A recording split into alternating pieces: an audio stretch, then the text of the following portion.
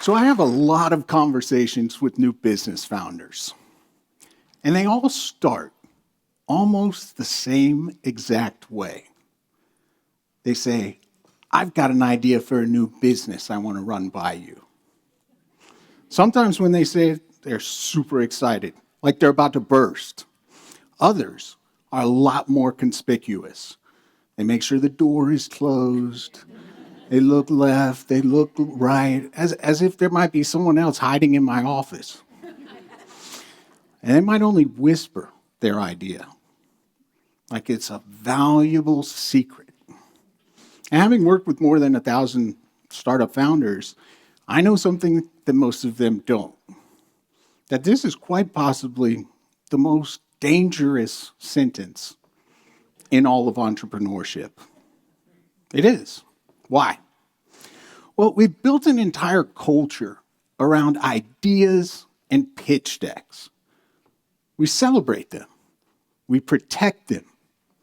We treat them like assets. And then we start working on refining them and making them better. And we think if we do that, they just will work. And then maybe eventually they run the idea by somebody like me. But there's a problem. There's a problem with this whole scenario. And that is, I don't judge or evaluate ideas. The market does. Reality does. And it's painfully efficient. An idea is a guess. It's not a business. It's not success. It's not validation. It's a hypothesis. Or really, a series of hypotheses that need to be tested.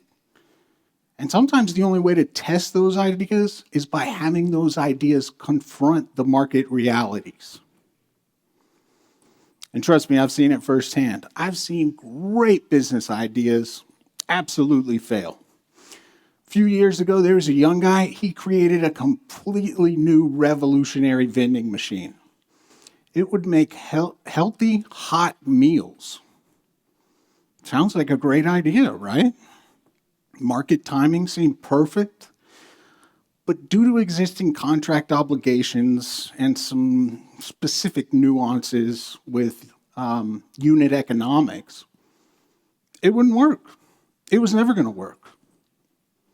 Then there were these other guys. They were geniuses. They came up with a way to use the ocean's tides to generate electricity passively. Pretty cool, innovative. Unfortunately, they never were able to get even one paying customer. Turns out that's pretty important for a business. Yeah. And then I've seen the opposite. Relatively simple business models that become massively successful. Like two young guys who decide they're going to sell bracelets with the promise that if you buy a bracelet, they'll take a pound of trash out of the ocean. To date, they've taken almost 50 million pounds of trash out of the world's waterways. Yeah, it's fantastic. Or an FAU student who decides that he's going to help other everyday entrepreneurs with their fulfillment and distribution. He's going to solve that problem for them. Pretty simple. Shipmonk is now valued at over $1 billion. And that's what they do.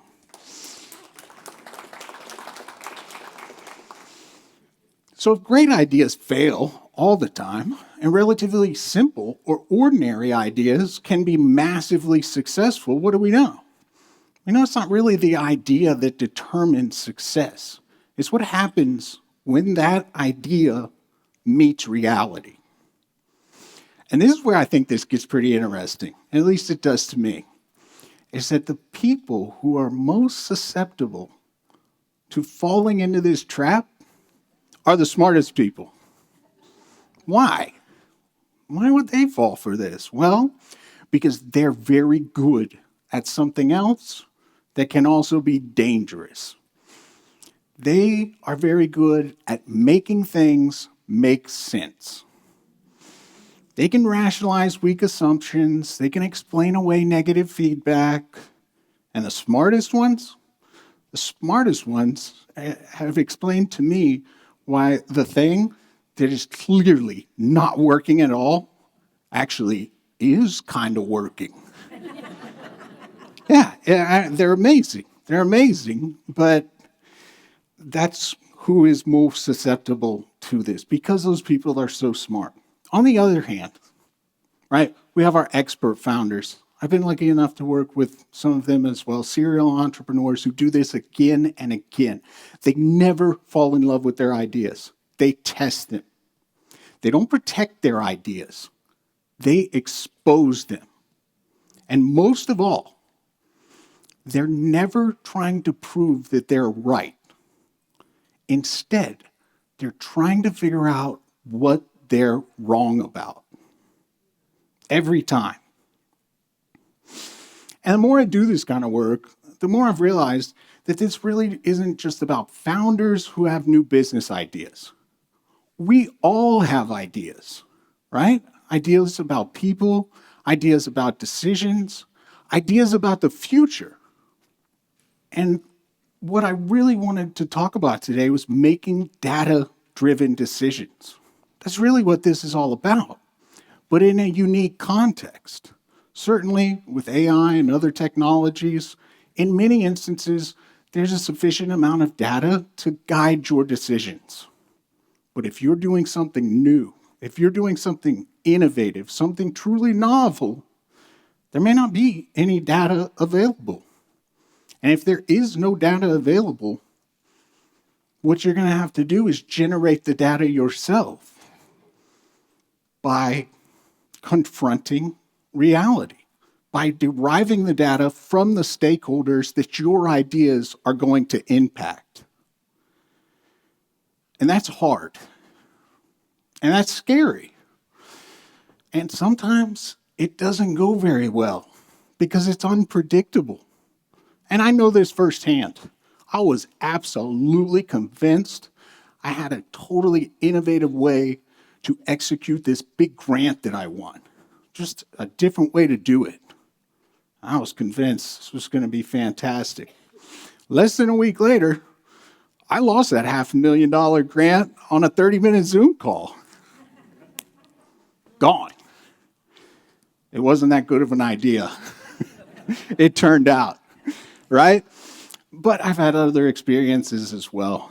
We launched a podcast 7 years ago. We were completely uncertain about whether or not it would even work, how it would work. It was a totally new format. And today we have almost 370 episodes of a long-running and successful show. Thanks. So, the next time you say to yourself, I've got an idea,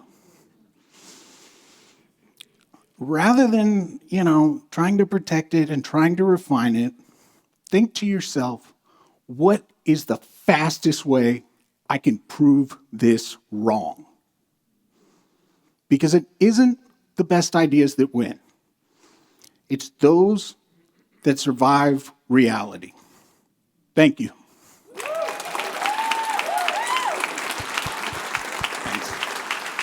Thanks.